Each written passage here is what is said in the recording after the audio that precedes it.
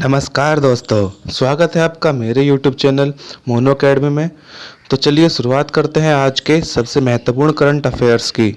भारत सरकार द्वारा कल कई मंत्रियों को पद और गोपनीयता की शपथ दिलाई गई। कल ही कुछ मंत्रियों ने अपने पद से इस्तीफा दिया तथा कुछ मंत्रियों को उनके काम को देखते हुए उनको प्रमोशन दिया गया तथा नए मंत्री ऐड किए गए एवं कुछ मंत्रियों के मंत्रालय बदले गए। इनमें से कुछ को कैबिनेट मंत्री की शपथ दिलाई गई, कुछ को राज्य मंत्री की। तो चलिए बात कर लेते हैं कि मंत्री परिषद से संबंधित हमारे संविधान में क्या है। तो सबसे पहले बात करते हैं अनुच्छेद 74 की। अनुच्छेद 74 में कहा गया है कि राष्ट्रपति को परामर्श एवं सहायता और सलाह देने के लिए मंत्री परिषद होगा, जिसका हेड प्रधानमंत्री होगा।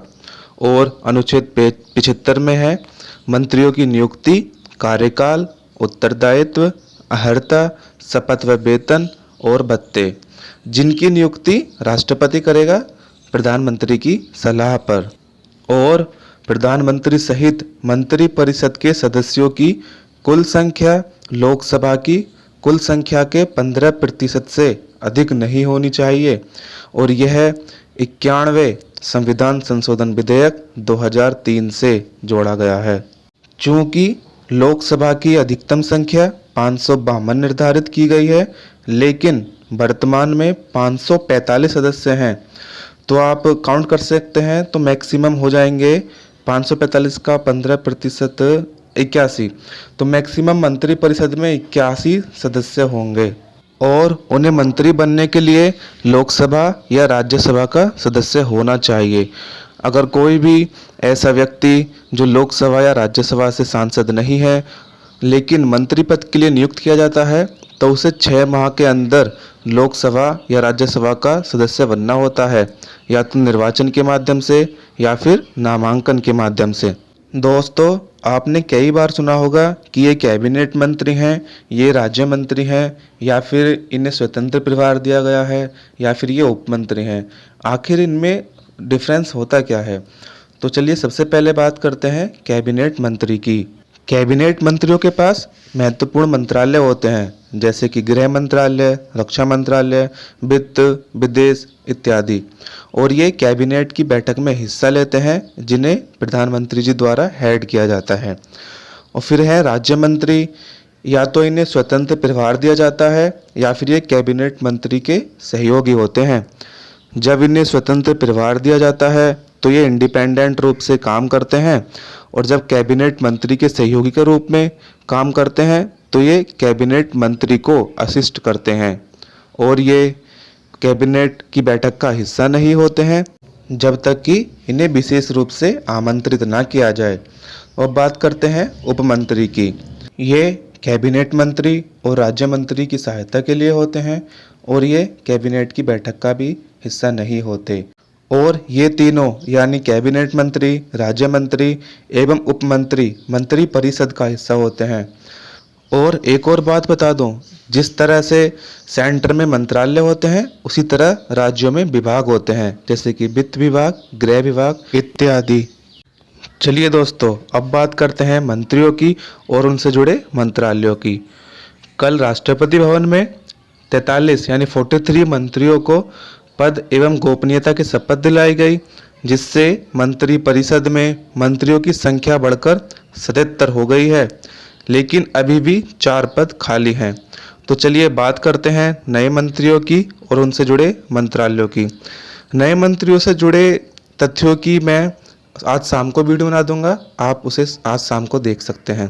तो चलिए बात करते हैं किस मंत्री को कौन सा मंत्रालय मिला। प्रधानमंत्री नरेंद्र मोदी।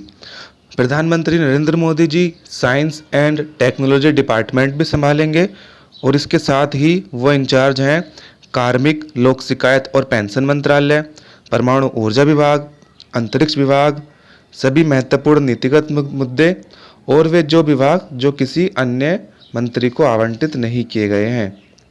राजनाथ सिंह जी पहले की तरह रक्षा मंत्री होंगे। अमित शाह गृह मंत्री हैं, और साथ ही सहकारिता मंत्री। आपको पता होगा कि सहकारिता मंत्रालय अभी बना है 1-2 दिन पहले ही। नितिन जयराम गडकरी ये सड़क परिवहन और राजमार्ग मंत्री हैं। निर्मला सीतारमण ये वित्त मंत्री हैं और साथ ही कॉरपोरेट मामलों की भी। नरेंद्र सिंह तोमर ये कृषि एवं किसान कल्याण मंत्री हैं। डॉक्टर सुब्रमण्यम जयशंकर विदेश मंत्री पहले की तरह ही।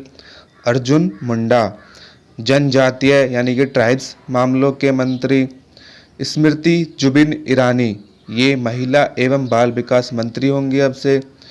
पीयूष गोयल वाणिज्य और उद्योग मंत्री उपभोक्ता मामलों के मंत्री हैं एवं खाद्य और सार्वजनिक वितरण मंत्री भी हैं और इन्हें अब कपड़ा मंत्रालय भी दे दिया है। धर्मेंद्र प्रधान अब ये शिक्षा और कौशल विकास और उद्यमिता मंत्री होंगे। अब हमारे नए शिक्षा मंत्री होंगे धर्मेंद्र प्रधान।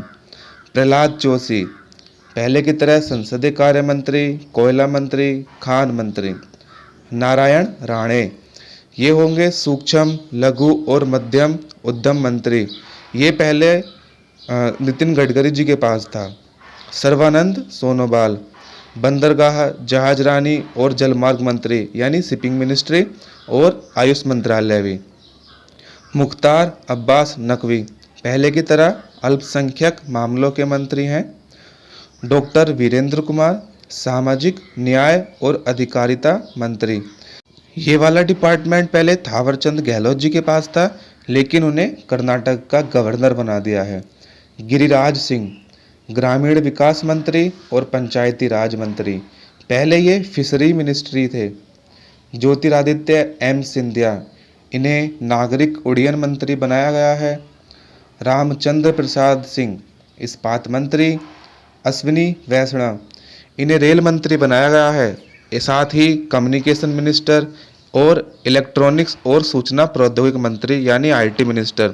ये भी सबसे इम्पोर्टेंट है क्योंकि रेल मंत्रालय पहले पीयूष गोयल जी के पास था।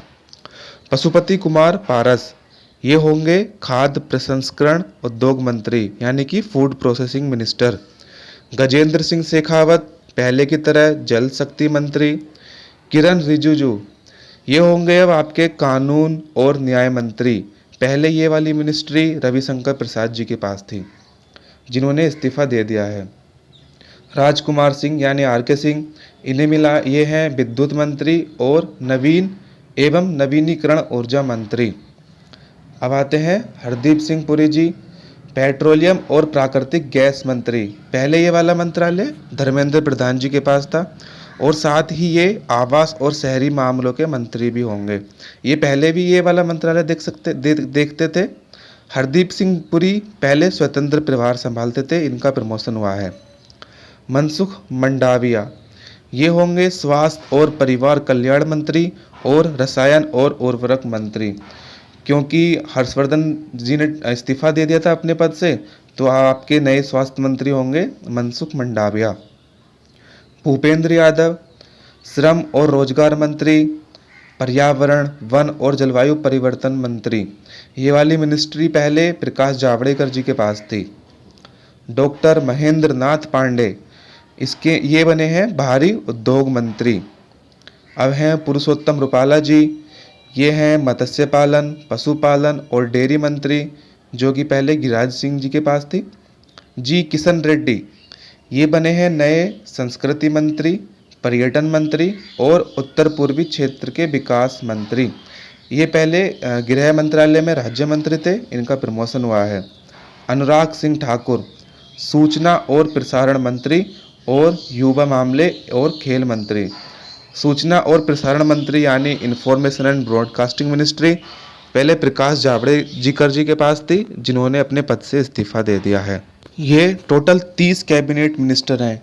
इनमें से आपको सबसे इम्पोर्टेंट है उनके बारे में बता दूं, जैसे कि शिक्षा मंत्री, रेल मंत्री एवं आईटी मिनिस्टर, लॉ मिनिस्टर, स्वास्थ्य मंत्री, इंफॉर्मेशन एंड ब्रॉडकास्टिंग मिनिस्ट्री और साथ ही सहकारिता मंत्रालय, जिसके नए मंत्री अमित शाह को बनाया गया है।